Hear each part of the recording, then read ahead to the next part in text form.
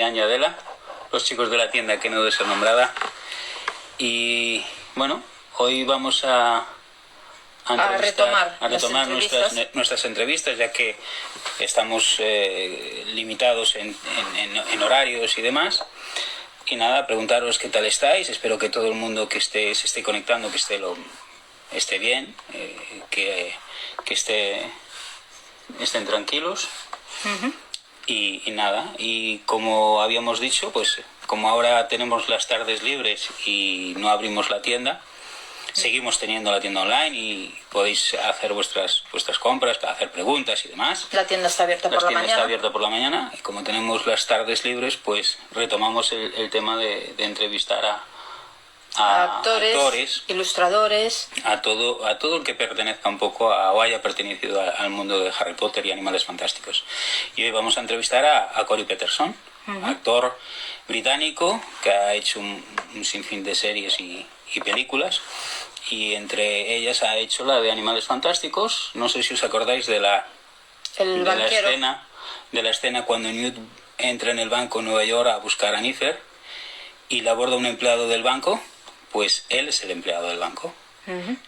Cory es el empleado del banco. Y nada, pues... también hizo series, uh-huh, The Crown, que es una serie muy conocida. Muy chula. Yo la sigo. Uh-huh. Y Jurassic World, el parque Reino Jurásico. Querido, uh-huh, El Reino Caído. Editor de libros, hizo muchísimas series y películas. Entonces, bueno... Esperemos que sea una entrevista muy divertida y que os entretenga esta tarde de jueves. Uh-huh. Y así practicáis el inglés. Justo.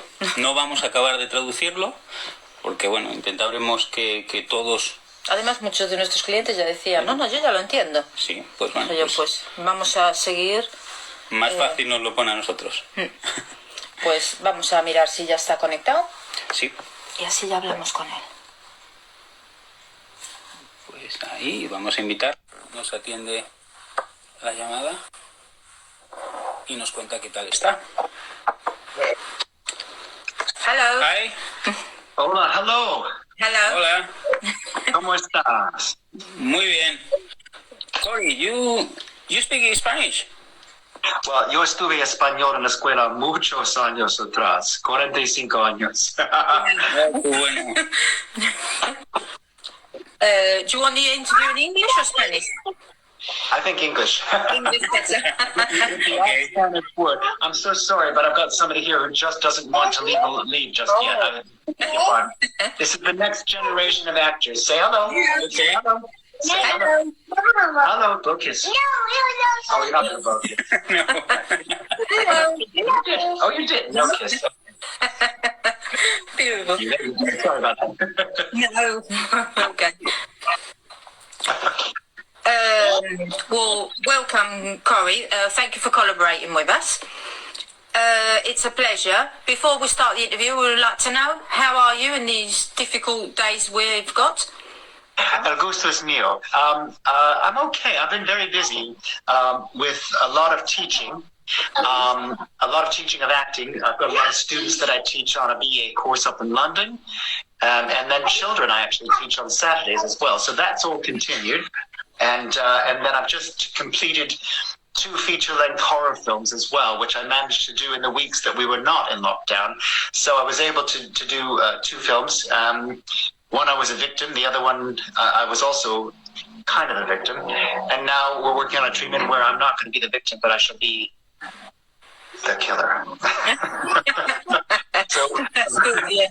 So the lockdown has been really good for me in horror. Yeah? Well, I love horror films. ¿Sí? ¿Les gusta? I've never done it. It's something very new for me, but it came about quite by accident because the leading lady was a friend of mine, and unfortunately the gentleman that was in the film broke his arm, and they needed to say, can you come over tomorrow night? We have to audition you first. Can you do these 3 scenes? And this was at 10 o'clock in the evening. So I said, sure. I put down my glass of wine. And and I put a very strange lamp between my legs, and I just improv 3 scenes. And they said, fantastic, can you start tomorrow?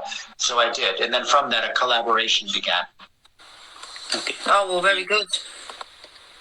But that's my lockdown, yeah. Unfortunately, the other part of lockdown, I've been dealing with kidney stones and agony and pain. Oh. But hey, you know, we're alive, and, you know, we're hopefully seeing the end in near sight. Yes, you're still indoors. You can't go out.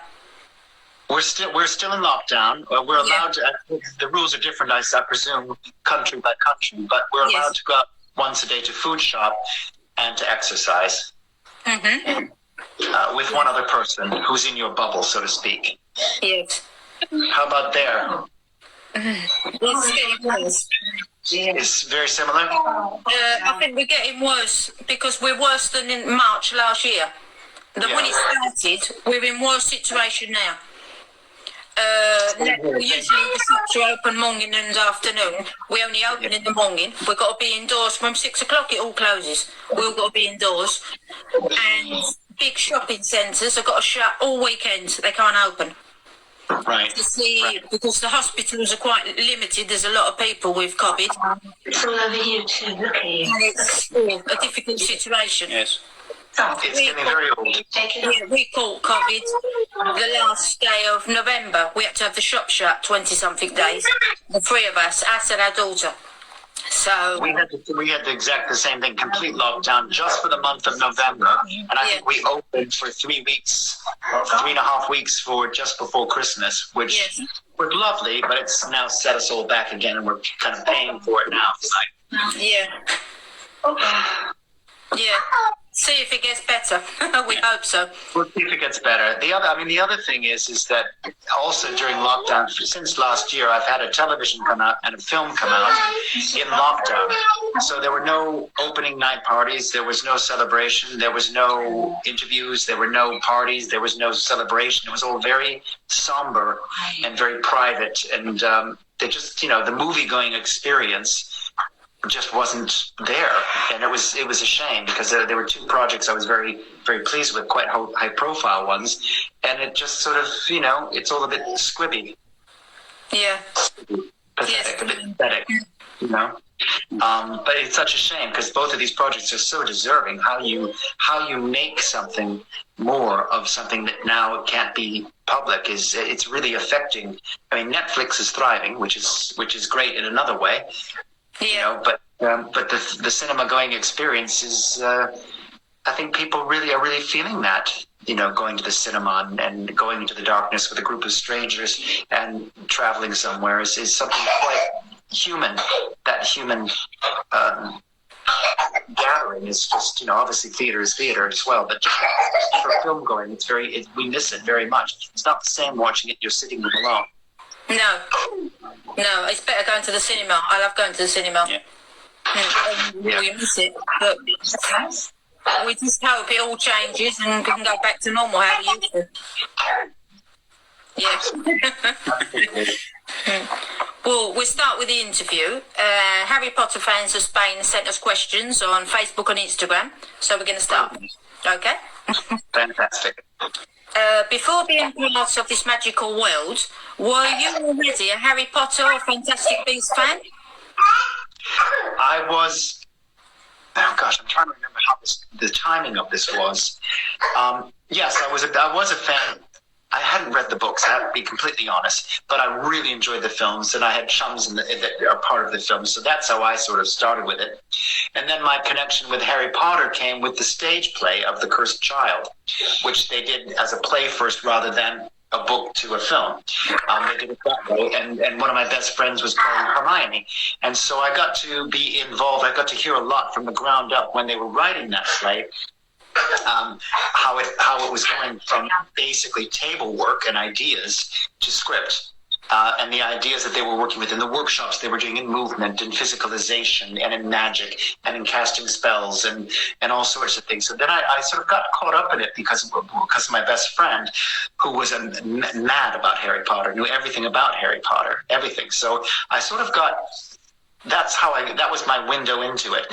And then I got to come to a rehearsal, and then I got to come to opening night, and then I came again another time, and just to see it all evolve. So that was my way into it. And in the meantime, I got this little feature role in Fantastic Beasts.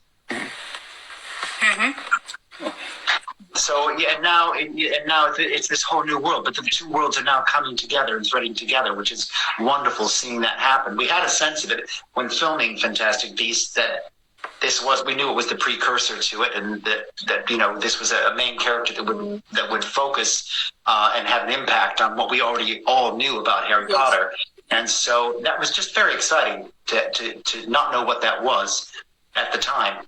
Yeah. I think it's incredible. Well, it was amazing. It was amazing because I think it was opening night, and we all went to the Ivy Club, and I got in an elevator with Jo Rowling and her boyfriend, and me with my friend, and we were and nobody was saying anything because I think we've been there all day and night to see the play because it's about an 8-hour experience, and then. And I just said, well, congratulations, everybody. This was amazing. And I said, can I tell you what my favorite line was? And she said, yeah, go on. And I did. And it was one of her lines, thankfully, because she collaborated with the director. But she literally just broke into tears. She was very emotional because it's a very powerful play as well, based on the whole thing of being a generation later and having their children going to Hogwarts. So it was a wonderful way to sort of end a wonderful day. Getting to speak with her, and then of course I saw her again on set for Fantastic Beasts. So it's just a small, strange world, to enter into in two different ways, both for Harry Potter and as well as Fantastic Beasts. Yes. Mm-hmm. I mean, what an imagination, what creativity, what emotion, what kindness she has. Yes. Yes. Which Hogwarts house do you belong to? Oh, guess. If you had to guess. Slytherin. I was going to say, yes, somebody over here said Slytherin, you said it, and I said it too.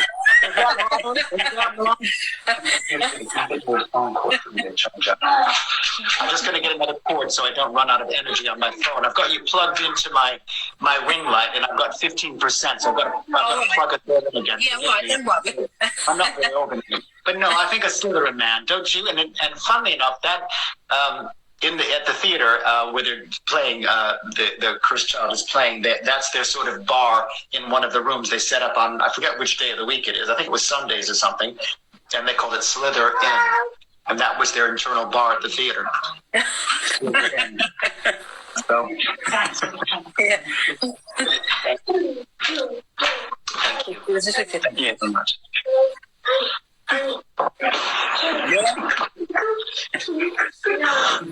Okay. I'm just adjusting my electrics here.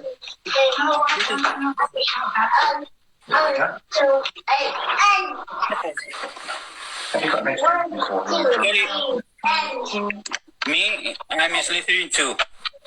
Are you a Slytherin too? How about you, my dear? Gryffindor. All right. Okay. All right. See, you just never know. You never know. Appearances are deceptive, are they not? Yes. Sometimes, yeah.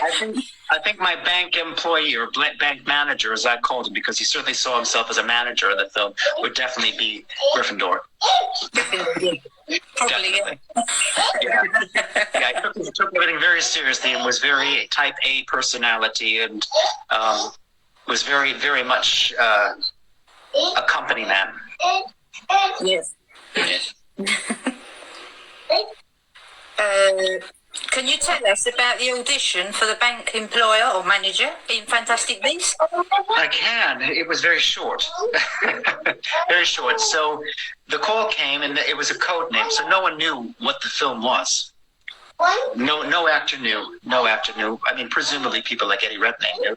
Yes, obviously he would have known. But for other people that were more, smaller roles and whatnot, we didn't know. I forget there was a sort of a made-up name, but I can't remember what it was called. Oh, you hurt yourself. All right. There you go. Sorry. And so we went along, and I had the one line.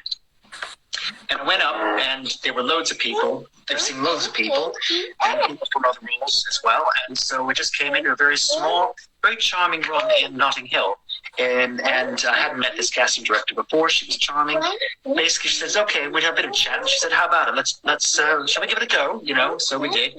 And basically, for me, it wasn't about the line. It was about everything before and everything after the line. It was about I knew nothing of it. I had no script. I had no character. I had no scenario. There was nothing. So all I had to do, as an actor, is you just make it up. You make choices, you make decisions, and you hope it's the one that fits the energy and the look of the face that they want to be in the face of that part of the film. The most important thing was that we needed to suggest that something else would be coming after it that was important. I think I remember that being the audition. And I heard very swiftly on that, so that was really, really good. That was and then I found out what the project was, and I was thrilled, just thrilled. What was it like working with Eddie Redmayne? Wonderful. I had not met him before. I've always been a fan of his work. Leave that alone, boo. Don't take Daddy's light away. He's so charming, and he's a strange combination of somebody who's got a really, big intellect and somebody who's got a huge emotional core. Usually, an actor has one or the other. He actually has both, and he was such a pro actor. He loved hanging out with other actors and talking about, where do you like to get your coffees from? Do you prefer Sainsbury's or Waitrose? All these kind of things. He just loved talking about actors, about what's the crappiest audition you've ever done? What was your most embarrassed? He was sort of very, very personable off the set. I mean, in the trailers and whatnot. But on the set itself, he has to be arguably one of the hardest working, most focused people that I've had the good fortune to work with, and I've had a good fortune to work with quite a few. He was extraordinary. He was so focused, so concentrated, always thinking forward, always thinking ahead of what the next shot might be, and coming up with suggestions and everything.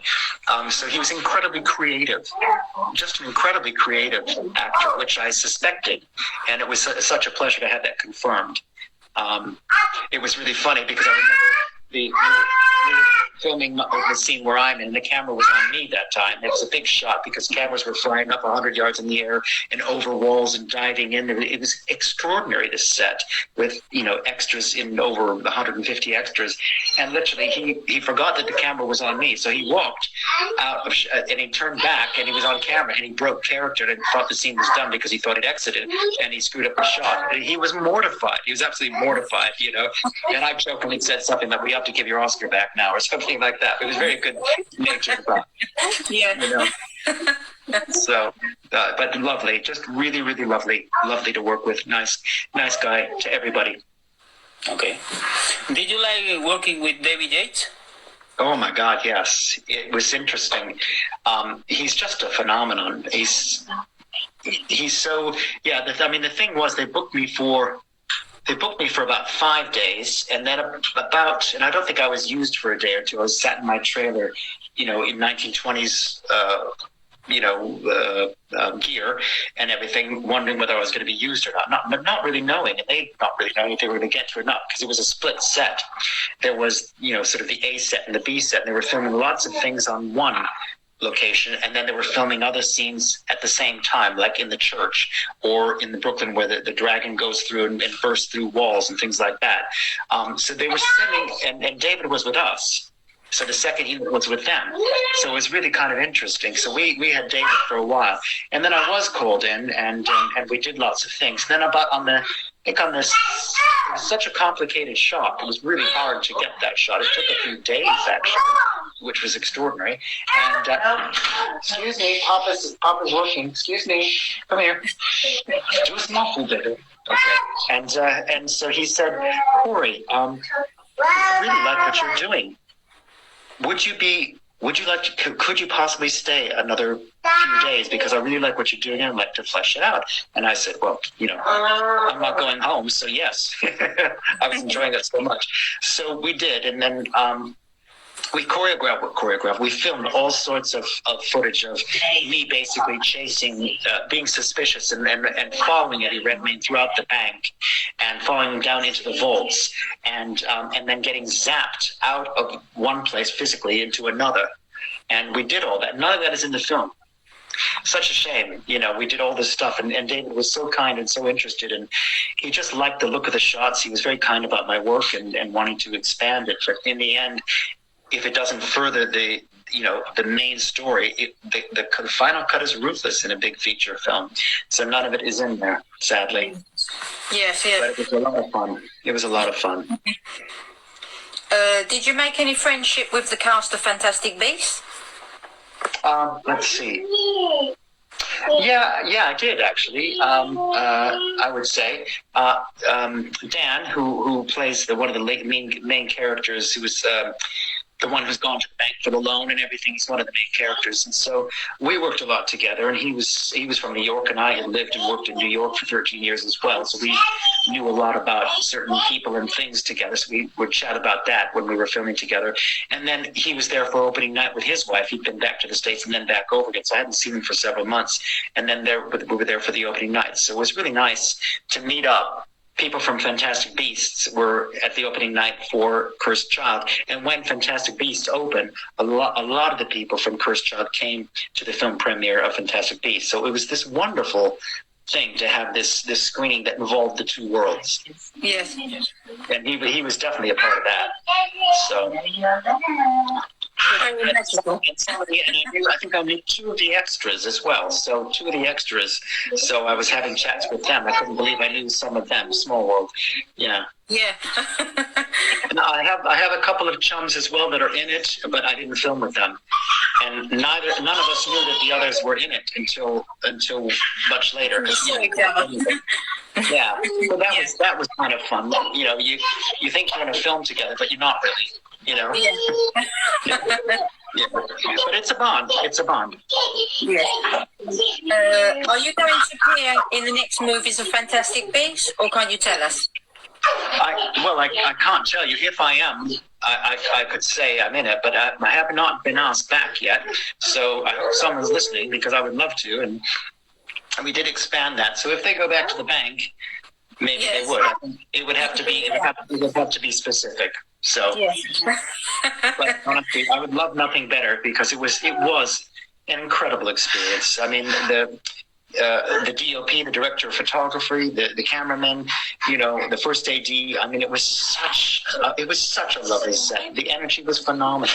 The producers, everybody.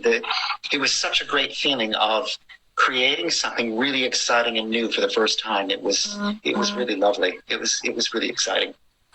Yes, other actors said about that. It was like a big family. Yeah. Absolutely. Hush.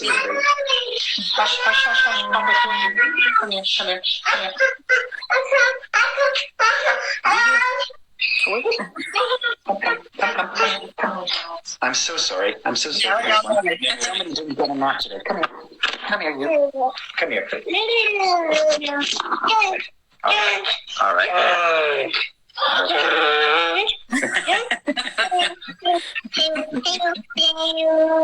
you going to behave, or are you going to get up for a nap? You don't want to. Okay. All right. Cory, do you have any good memories making the film? Yes, I made good friends with the woman playing the secretary in the bank. Her name's Lucy, and so we had our trailers conjoined, different entrances to our trailers. And she was from New York and over here, and does a lot of comedy. So she was a really fascinating person to get to know. And I don't really get to meet necessarily many Americans living here in England, where I've been based since 2010. So I remember we used to go and get copious cups of tea while they were waiting to be used. Are we going to get used today? No, not this afternoon. Tomorrow, maybe. This kind of thing, whatever. So we'd go, and I remember asking her. I said, "Be honest with me." I said, "Is my American accent still strong? Is it still?" She said, "Oh, no, you're fine. You sound American." She said, "Although, can I just say?" I said, "What?" She said, "No, you say brilliant a lot." She said, "You know what? Tea is tea. Tea can't be brilliant. Getting tea is not brilliant. Pull yourself together."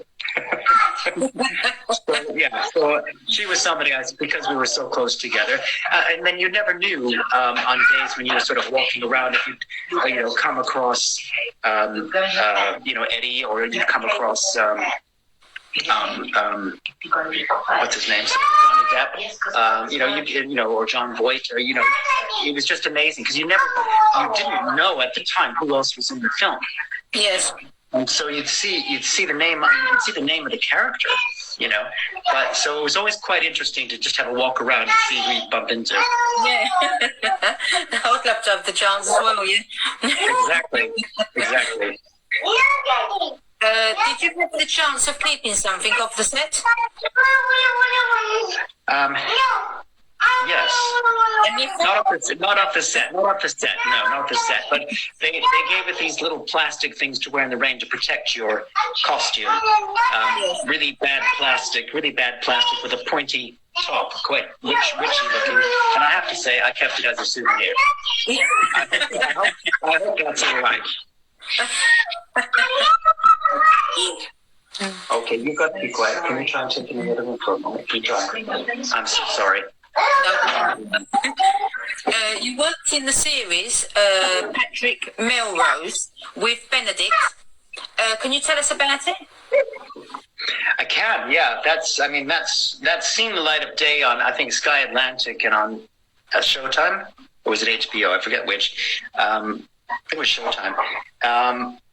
That was very exciting to work on as well, especially after having worked with Eddie, because people do kind of put Eddie and Benedict together. I don't think they've actually done, maybe you know better than I, scenes together, but it seems like a perfect pairing to play two posh boys together in something fantastic, you know what I mean? So, it was a bit daunting because he's quite an intellectually fierce sort of actor, and he was also producer, and he's the star of the series. So also the casting director, the Nina Goldhoff, they're just massive as well, and the German director. But I had originally been called in for a different role than the one that I got, and I wasn't right for the role at all. And they didn't like the audition, they didn't like me, they didn't like my headshots or whatever. And what I'm told is that the casting director said, "Well, too bad, he's in it."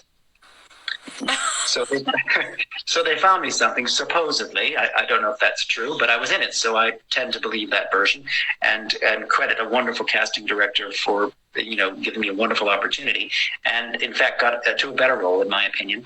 So we filmed it in Glasgow, and that was meant to be 1980s New York. Mm-hmm. And what was amazing about that was we filmed in an Art Deco, very famous, just recently shut due to lockdown and everything, everyone's favorite restaurant in downtown Glasgow.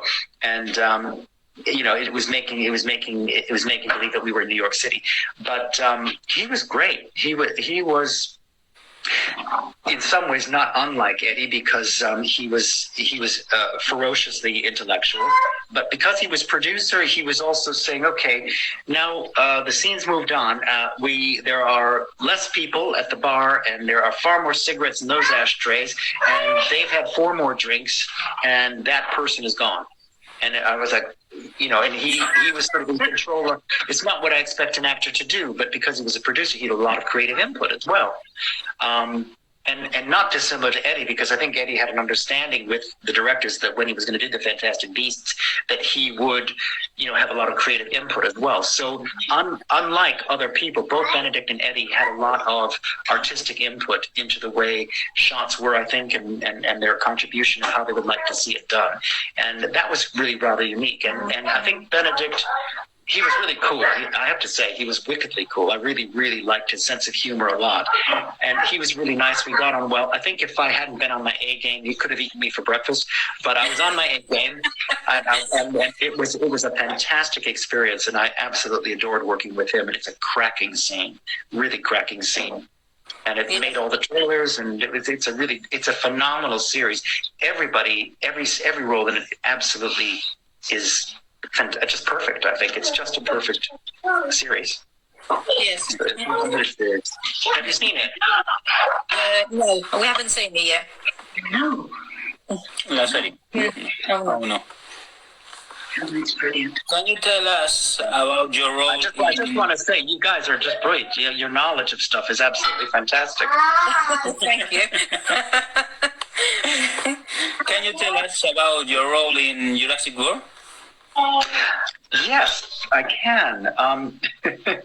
He was the committee chairman of a Senate committee that's set up on whether or not the dinosaurs should be helped or protected, or there should be any government involvement. And basically, he breaks the news that basically it's not a governmental issue, it's a private issue. So he doesn't really give a damn about the creatures, and basically, they're not going to help them. I remember going to the opening with a friend of mine, and he said, "Oh my God, I was so excited to see you.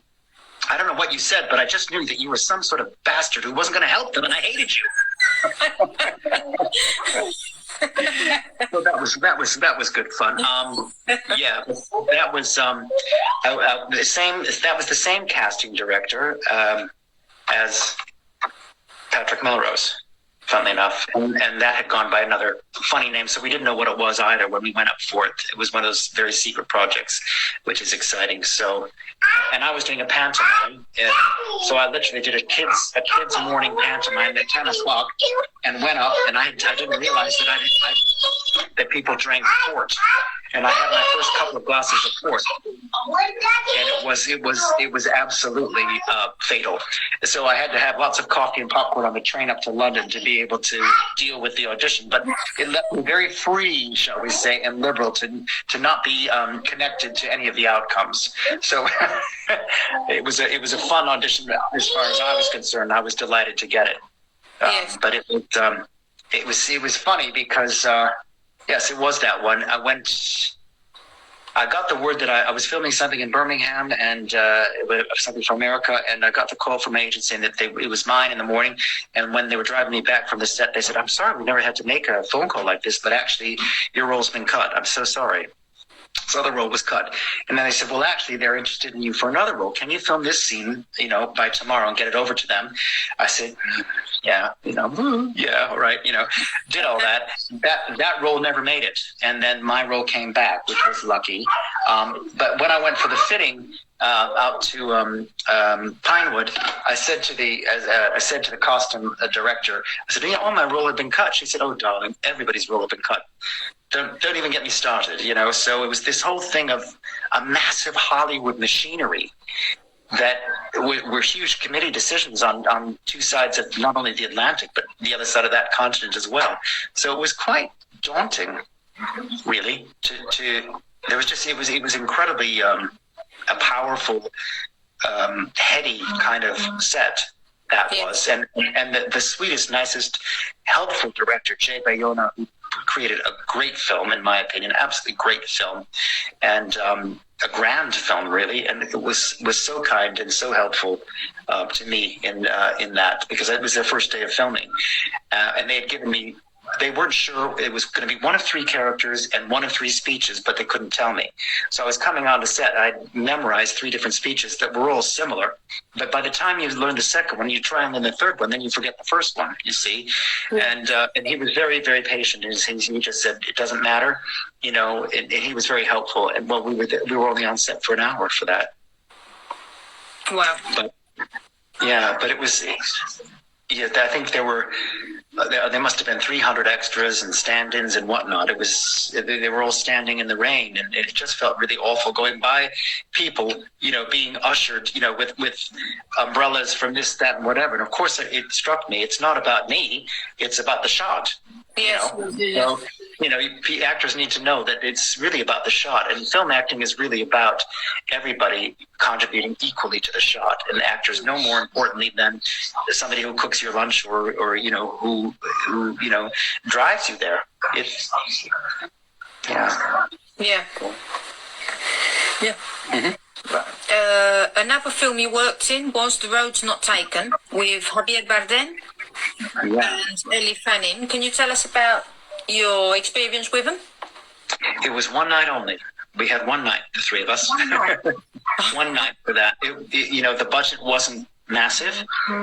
It was, but everybody was working because everybody wants to work with Sally, because she is, a visionary, and she is such an artist, and she's somebody who loves and respects actors, and just has an extraordinary way of getting the best out of them, I think. She was so collaborative. I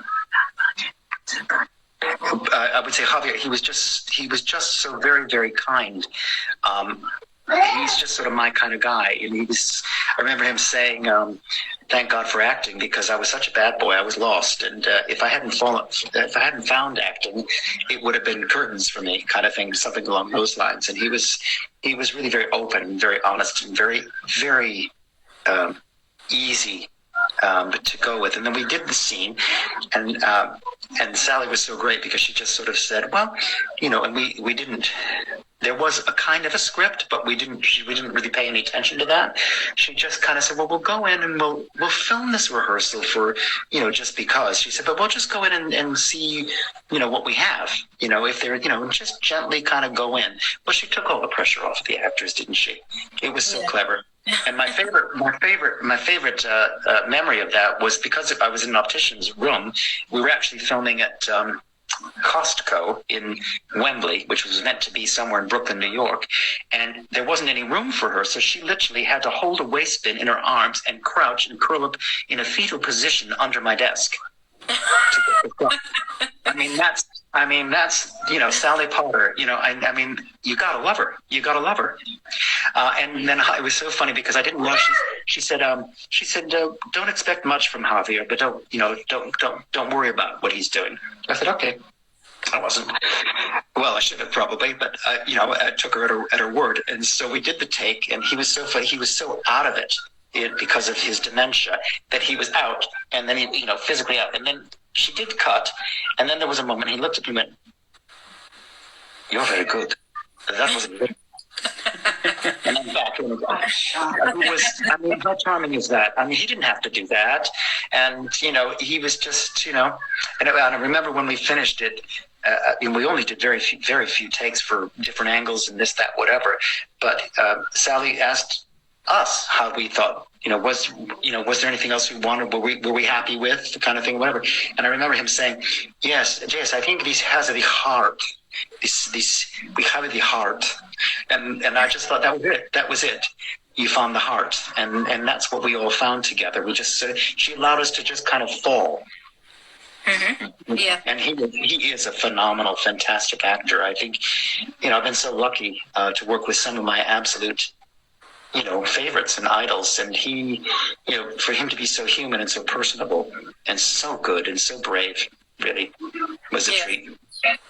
Yes, great. It's really because you don't know. You think, okay, maybe they're going to be funny, or maybe they're going to be, Yeah, you don't know what can. Yeah, you don't know. Yeah. Another series you worked in, you had 2 roles in The Crown. Actually, just one role. I think something must have happened on IMDb. It's one role, actually. I think it was credited strangely, so it's the same role. That was in series 1. So the first series, which was very, very exciting to, I've just finished watching series 4. I'm a big fan. But again, I've got to watch series 4. I haven't seen it yet. I love it.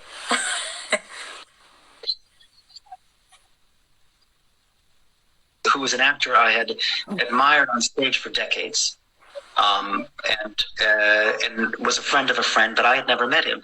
Well, I was very excited to work with him. He was playing the Edward VIII, who had abdicated the throne, and here the scene was of him commenting for money in Paris to rich people whilst his niece was being coronated, if that's the right word, if you can use it as a verb, the coronation, commenting.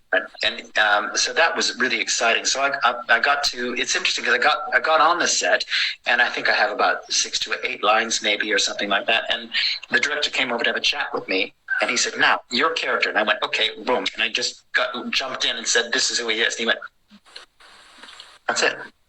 That's wrong." So that was really good. To have in that particular series, they really liked people with stage backgrounds, and that's not always the case. But certainly in the Crown, there's a lot of stage actors in that. So that was pretty exciting. Yes. Would you like to do another chapter of The Crown? Yes. Yes. In fact, I said to them, I said, "Look, I didn't really get a close-up, to be honest with you. I'm not complaining, but you could slip me in, and you could probably get away with it." And so I know they're trying. They did actually have me in for a couple of 2 other series, but they went with somebody taller. What can I say? But I think they owe me another role. I think so. Yes. Well, I love the series of The Crown. it's brilliant, isn't it? It's just brilliant. Yeah. And I don't know what chapter we were watching, and there was 5 seconds in Harlow, Essex. I recognised the clock because I was born there. Oh, and I really? I said, that's Harlow. He said, you sure? I said, that is Harlow. And I stopped it, and they got the old-fashioned bass, which there's not even a road. And I recognised 5 seconds it was Harlow there. I thought, wow, that's fantastic. Yeah. That's street cred. Yeah. Yeah. But it's a very good series. I like it a lot. Yeah. So what's your background in film? I feel like you've got a real background in film yourself. I like classic films. Gone with the Wind. Mis pelis favoritas. Romantic films. Romantic films, yeah. I like horror films. I like all type of films. All types. Okay. Series I love. We watched the last one. Liar. No, la del ajedrez. The last series of chess. The player chess. Oh, yeah, I just watched episode 1 last night. Brilliant. The Queen's Gambit. That one. Loved it. From the first chapter, I thought, wow, this is fantastic. Yeah, and I want to watch as well Lupin. We've got That's on my list next. We're watching the same thing. This is spooky. Yeah. Yes. And what other film series we got to see? Peaky Blinders. Peaky Blinders. I haven't seen that. Oh, I love it. I know. I gotta watch it. Because I'm working, you think you miss half a season, or so you miss it, and then you think, oh, I'm old school, so I'm like, oh well, of course I can watch on Playback, but now I've got so much to watch. It's daunting. Yeah. There's so many films and series, you really haven't got much time to see them. But anyway, we try and beginning of the week we start watching chapters and try and see every night one. That's brilliant. Yeah, I like what's it? Happy Valley. Happy Valley. Yeah, Mystery ones, and think who's the murderer until the end. Sometimes I'm right, sometimes no. But yeah, I love it all. Yeah. And in the middle, Harry Potter's Fantastic Beasts. Are they up there? Yeah. But I think that's the way with something mysterious is that you get so involved because you have to develop a theory. You get really involved. Whether you're right or not doesn't make it any more or less enjoyable, I think, Yeah. I think either way it's very enjoyable. You're invested. Yes. Yeah. And then I'm waiting for the night. I'll see if I put the series on and continue where I was. Yeah. I love it. Yeah. Cory, have you ever been to Spain? No, I know it's terrible. I've been to Mexico many times because when I lived in the States, I would always go to Mexico. My mom had a house near, about an hour south of Cancun, a very small place near Tulum. And so I used to always go there, well, for Christmas and New Year's kind of thing. Spain I want to come to very, very much. I nearly filmed there a couple of times, so I've got no excuse. I have to go. It's absolutely Spain and Italy top of my list, definitely. Yes. You haven't been to Italy? No. Oh. No, it's terrible. It's terrible. My grandparents were from Italy. Oh, whereabouts? Near Minori, Capri. Oh, right. Nice. Nice. And they moved to London. Lovely. Yeah. I've been to Italy. Well, it's been to more places. I've been to Milan, in Italy. Yeah. Very hot. Really? Yeah. Milan? Really? Yeah. We went in July. Oh, forget about it. Never I again. was going to melt on the floor. It was incredible, the heat. Mind you, New York in July, forget about it. Yeah. There'll be nobody. There's no one in New York in July. They've all left town. No? They all go out to the ocean. We go out to the Hamptons or Jersey Shore or Pennsylvania. They just leave the city. It's too hot because in New York City in July and August, you've got the glass buildings reflecting the sun. You've got the tarmac. You've got the buses or having the air conditioning, pouring out heat from that, and the subways. The heat's rising from that. Honestly, we just boil alive there. Yeah. I love it because it's like you get the city to yourself. I don't mind. Yeah. Well, it's good to know if any time we go to New York. Yeah. I think the best month to go, in my opinion, is October because it's usually dry and there's nowhere. A Halloween parade is so much fun. Halloween is really nice. Yes. En octubre. También una fecha para venir a España, octubre. En agosto, incluso Madrid. Septiembre, octubre. It's a good time to come to Spain. Sam, all right. October, yeah. This year. Okay. So La Coruña, where we are. Yeah. Where are you? La Coruña. La Coruña. The north of Spain. North of Spain, near Portugal. Okay. All right. Yeah. We're at the coast. Brilliant. Okay. I'll take it on the list. Okay. And the last question, can you tell us about your next projects? Thank you for the bottle. Yes. In fact, I'm writing a treatment that is in fact getting picked up for another horror film, starring myself, I guess. It involves a man with huge psychological problems and Santa Claus. So it's quite horrific. Yeah. Because when you enter into a problem with the myth of Santa, it's quite powerful. So that's something that's on the verge of being, it's being written now, and they've been in touch to offer me the role. So I can't say too much about it because it's in the very early stages and whatnot. I am waiting to hear on a couple of other television series, but things have started and stopped and started and stopped. So there's a couple of other series that they sort of penciled me in for, bearing on whether or not it's going to go forward or not. So I can't really say anything about that either. It's terribly frustrating, though. Terribly frustrating. Because I have a friend who got cast, was going for a wardrobe and has done everything to protect himself, and he got called for the wardrobe call. The driver picked him up.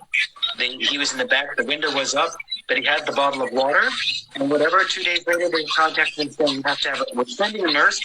They're going to have a COVID test because the driver tested positive. Well, in fact, he had tested positive as well. Just from that. So he didn't get to do it, but they paid him. So, but it's not the same. It's just not the same. I mean, of course, we like to work and get paid, but it's the love of being able to be offered and to be able to do the work is such a privilege. Yes. Especially in this last year. Yeah, difficult year, I think, for everybody. Yeah, I mean, I'm committing myself to really working on my Spanish again, because it's not bad. It's conversational. It's good, and I can memorize and do this. My pronunciation I had a really good teacher, and I had some practice. But I would love to, I like French and I like Spanish films very much. So it would be wonderful to, play an American in a Spanish film who says a bit of Spanish things. That'd be a dream come true for me. Well, yeah. Well, if you want to practice any time, you can chat with us in Spanish. You're on. Yeah. How long have you lived there?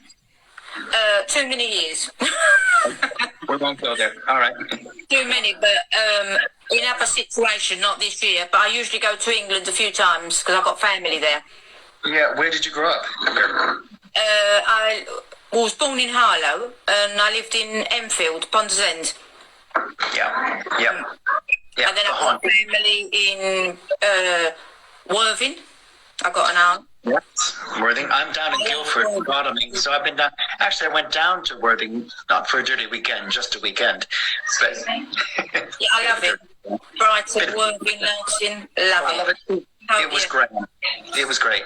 Mm. Yeah. So. Fin de semana sucio.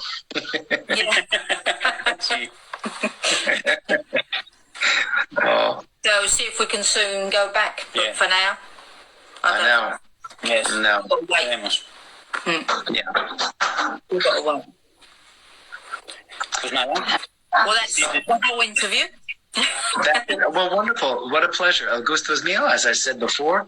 It's such a pleasure to meet you. Thank you for asking me. It was a big moment in my life, this, this film. An amazing experience. Yes. Well, thank you very much for your time. Yes. My pleasure. Good luck, Yes. and I hope to see and speak to you again sometime in the future. Yeah, in Coruña or in England. There. Yeah. But if you come, you'll let me know, because I'll drive down to Worthing. We'll go out for drinks. Okay. We can go to the pub and have a few beers. Yeah. That'd be grand. You're on. Fantastic. All right. Well, take care and your family. Thank you. Thank you very much. God bless. All Yes, right. Thank you. Thank you, everybody, for your questions, too. God bless. Yes. Bye now. Bye. Bye.